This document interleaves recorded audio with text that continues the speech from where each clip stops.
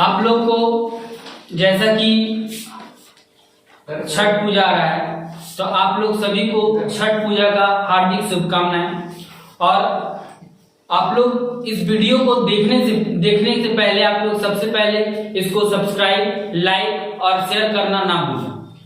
आज मैं आपको ये बताने जा रहा हूँ कि अगर आप लोगों ने अपने माहौल को जिस तरह से बना करके रखा है, उस माहौल के हिसाब से मैं आपको एक कहानी के माध्यम से आपको मोटिवेट करना चाहता हूँ कि आप लोग जिस जगह रह रहे हैं वो जगह में आप बहुत कुछ है, अपने आप में आपको पहचानना पड़ेगा कि मैं हूं कौन, मैं क्या कर सकता हूं इसके बारे में। और एक कहानी के माध्यम से मैं बताना चाहता हूं कि एक चील था और एक चील जो है वो अंडे दी, और उसमें से एक बहुत बार जो है आपका एक लोग जो है एक बहुत आंधी और तूफान आया।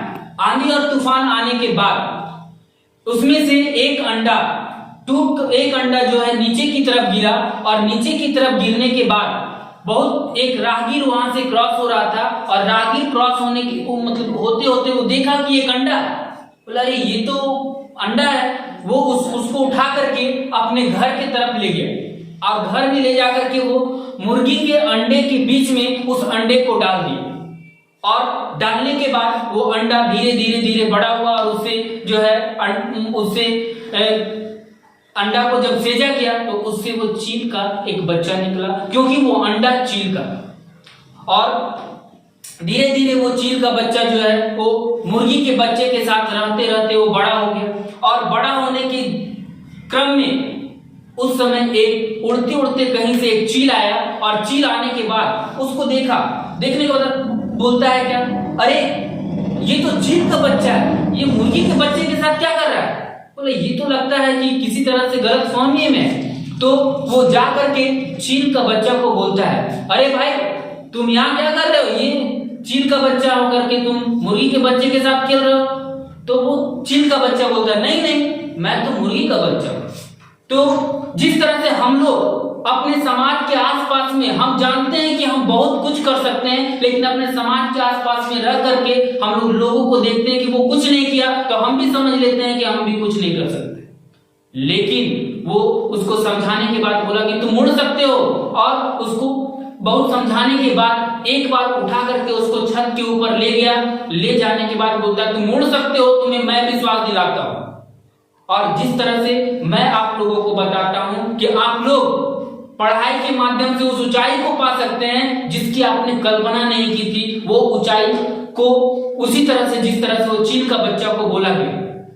ले जाकर के छत के ऊपर जो है वो उसको धकेल देता है। धकेलने के बाद कुछ दूर तक तो वो पंख को फड़फड़ाता है, लेकिन जाकर के वो जमीन पर गिरता है। जैसे कि हम लोग आप लोग को बोलते हैं कि आप पढ़िए, आप लोग घर जाते हैं मुंह कान सब फुला लेते हैं पढ़ करके, और बाद में बोलते हैं अरे मास्टर तो बोल दिया ऐसा कि हम कुछ भी कर सकते हैं, हम तो चील का बच्चा है, हम बहुत कुछ कर सकते हैं।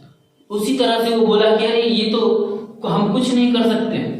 फिर बाद में आया, बोला कि यार मेरा टांग तोड़ दिया। फिर आता उसको देखता है चील को, और चील को देखने के बाद बोलता है फिर तुम आ गया मेरा टांग तोड़वाने के लिए। बोलता है सही बोल रहा हूँ कि तुम चील के बच्चा हो, तुम मुर्गी का बच्चा नहीं हो। बोलता है कि नहीं यार मैं तो मुर्गी के साथ में खेल रहा हूँ, मैं मुर्गी का बच्चा हूँ। मतलब हम लोग सारा लोग अपने आप को सोच चुके हैं कि हम लोग मुर्गी का बच्चा है, और इसलिए वो मुर्गी का बच्चा की तरह हम लोग जो है पढ़ना लिखना नहीं चाहते हैं। हम लोग सोचते हैं कि हम लोग को तो किसी तरह चल रहा है तो चल रहा है।